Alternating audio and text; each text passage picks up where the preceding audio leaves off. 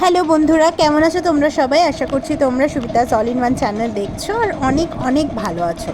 তো আজকে সারা দিন একটা জল কষ্ট, কারেন্টের কষ্টের মধ্য দিয়ে ভিডিও করেছি। তো ভাবলাম তোমাদের সাথে আমার এই কষ্টটা একটু ভাগ করে নিই। সুখ যখন ভাগ করে নিই, কষ্ট সেরকম ভাগ করে নিই। তাই কীভাবে এতগুলো মেম্বার আমরা জল ছাড়া, কল ছাড়া, কারেন্ট ছাড়া সারাটা দিন কাটাচ্ছি, সেই আজকে পুরো ভিডিওটাই সেইটা নিয়ে। তো চলো আজকের ভিডিওটা শুরু করা যাক, আর পুরোটা আমার সাথে থাকবে আর দেখতে থাকবে কিভাবে আমরা সমস্ত কাজ করলাম। অনেক দূর দূর থেকে জল টেনে নিয়ে এসে ভরলাম না, কাছাকাছি জল পেয়ে গেছিলাম। সমস্তটা আজকে তোমাদের সাথে শেয়ার করব, আর আমার সাথে থেকো, ভিডিওটা দেখতে থাকো। আর চলো শুরু করা যাক। গুড মর্নিং বন্ধুরা, তো কেমন আছো তোমরা সবাই? আশা করছি তোমরা ভীষণ ভালো আছো, আমিও খুব ভালো আছি। তো আজকে ব্লগটা না একটু অন্য দিনের থেকে অনেক অনেক বেশি আলাদা। তো এই দেখো, আজকে সকাল থেকে শুরু করেছি, মানে সকালবেলা অনেকটা কাজ কমপ্লিট করে বিছানা টিছানা তুলে স্নান টান করে তারপরেই আজকে সকাল থেকে ভাবলাম একটা ব্লগ স্টার্ট করি। ও বাবা, তারপরেই হয়ে গেল একটার পর একটা কাণ্ড।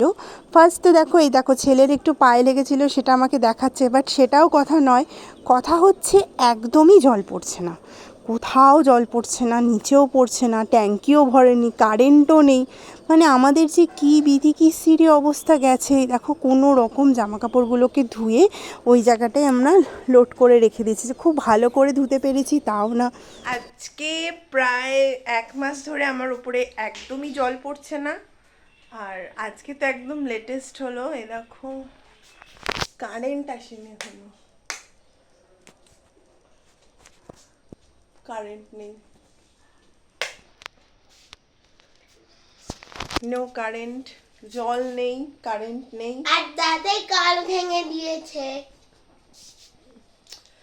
কি করে যে সারাটা দিন চলবে আমি জানি না। তো কি করে সারাটা দিন কারেন্ট ছাড়া, জল ছাড়া চলে, সেটাই আজকে তোমাদেরকে ভিডিও করে দেখাবো, যে কি করে চলে বাড়িটা আমাদের, এতগুলো মেম্বার প্লাস দুটো বাচ্চা।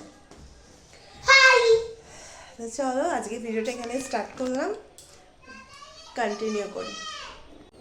তো এখানে আমার শ্বশুরমশাই চলে এসছেন, উনি একটা বড় সড়ো দেখে বালতি নিয়ে এসছে, তার থেকেও মানে আরও একটু বড় আমার উপরের বাথরুমের বালতিটা রয়েছে, কিন্তু নিচের বালতিগুলো একদমই ছোট ছোট হয়ে গেছে। মানে এরপরে যদি জল আসে, বেশ অনেকটা জল নিচে স্টোর করে রাখা যাবে। তো আমাদের তো রিজার্ভার রয়েছে বন্ধুরা, কিন্তু তা সত্ত্বেও রিজার্ভারেও পর্যন্ত আজকে 2-3 দিন ধরে জলটা স্টোর হচ্ছে না। মানে এতটাই কম পরিমাণে জল আসছে, আর খুব সামান্য আসছে, যেটা আসলে নিচটাও ভরছে না। আর যতটুকুনি এতদিন ধরে রিজার্ভারে জল ছিল, অল্প অল্প করে টেনে আমি ওপরের কাজগুলো সারতাম, কিন্তু আর সেটা পসিবল হচ্ছে না। এরপরে একদমই সেটা বন্ধ হয়ে গেছে। আজকে রিজার্ভার চালানোই যায়নি, রিজার্ভারে জলই নেই।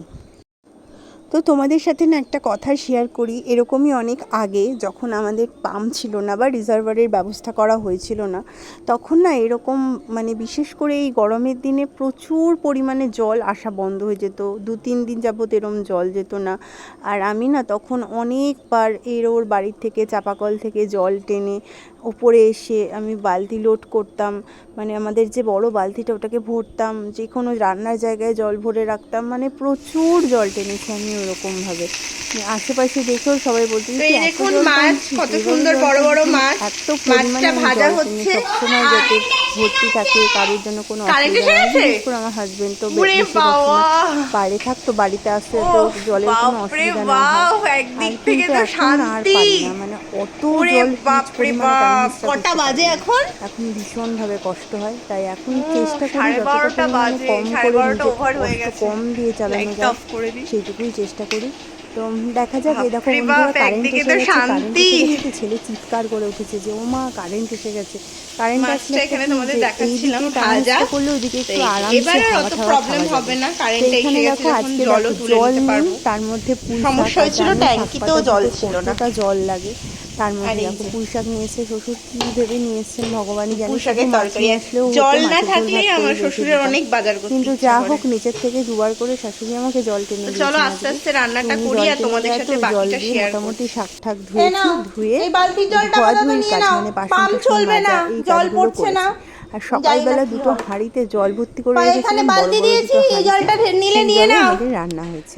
আর এবার সমস্যা হচ্ছে যে আমাদের বাথরুমে জলের দরকার, কারণ স্নান আছে, তাছাড়া আনুষঙ্গিক কাজ আছে, বুঝতেই পারছো। তো এখন বেরোচ্ছি হচ্ছে মেয়েকে আনতে। মেয়ে পড়তে যায় একটা জায়গায়, সেখান থেকে মেয়েকে আনতে যাচ্ছি। আর সেখান থেকে ভাবলাম একটুখানি টক দই নিয়ে যাই, কারণ টক দই ছাড়া আমার ছেলে মেয়ে কেউই ভাত খেতে পারে না। মেয়ে তো একটু যাও বা খেতে পারে, ছেলে একদমই পারে না। দেখো অনেকক্ষণ পর শ্বশুর বললেন যে বাইরে আমাদের একটা নল করা আছে, কলের সিস্টেম করা আছে, যেখান থেকে খুললে ওই জায়গাটা খুব নিচু, সুন্দর আগে জল পড়তো, ওখান থেকেও মাঝে মাঝে আমি জল টেনে টেনে নিয়ে আসতাম। এই দেখো এই জায়গাটা বাড়ির সামনেই। কিন্তু কোনো কারণবশত আজকে, যেহেতু যতদিন ধরে, আজকে 2-3 বছর হয়ে গেছে, মেয়ে হওয়ার আগে রিজার্ভার লাগানো হয়েছে, তারপর থেকে আর অত টান্না হেঁচড়া করতে লাগেনি। তো অনেক দিন হয়ে গেছে না, এই কলটার এই যে মুখটা না টাইট হয়ে গেছে, উনি কিছুতেই খুলতে পারলেন না। তা যাক গিয়ে আমি আর কি করবো, অনেকক্ষণ ধরে চেষ্টা করছি। আমাদের আবার টাইমের একটা টাইম থাকে না, টাইম কলে জল আসার, যে ওই টাইম পর্যন্ত জল থাকবে, তারপরে আর থাকবে না। তো এই করতে করতে বাবু দেখলাম 2-2:30 বেজে গেল, ওকে বললাম ছেড়ে দাও। তো এইখানে আর একটা জায়গায় দেখো, এটা আর কি বাড়িরই কল, ওটা বাইরের দিকে লাগানো ছিল। আমি ভাবলাম এখান থেকে 1 বালতি জল অ্যাটলিস্ট নিয়ে যাই বাথরুমে রাখার জন্য, বাথরুম ঠাকুমও তো করার জন্য একটু জল লাগে। তো দেখলাম এতই শুরু হয়ে পড়ছে, তো সেখান থেকেও আর পসিবল হলো না। তারপরে পাশাপাশি একটা বাড়ি থেকে জল নিয়ে আসলাম। তো ফাইনালি আমাদের আজকে এগুলোই রান্না হয়েছে, মাছের ঝোল, পুঁই শাকের তরকারি, আর একটুখানি কাঁচকলা আলু সেদ্ধ দিয়েছিলাম সবার জন্য। সবার একটু পেটটা ডিস্টার্ব আছে, তাই চাটনিটা আগেই রাখা ছিল। তো অনেক কষ্টে সৃষ্টি আজকে এইটুকুনি রান্না উদ্ধার হলো, দুবেলারই একবারে করে রেখেছি। আর এই দেখো যাটুকুনি জল ছিল, কিছুটা আমার শাশুড়ি মা পরিষ্কার করে দিয়ে গেছেন, বাকি কিছুটা আমি করেছি, মোছামুছিটাও করে নিয়েছি যে না বাকি রাখবো না।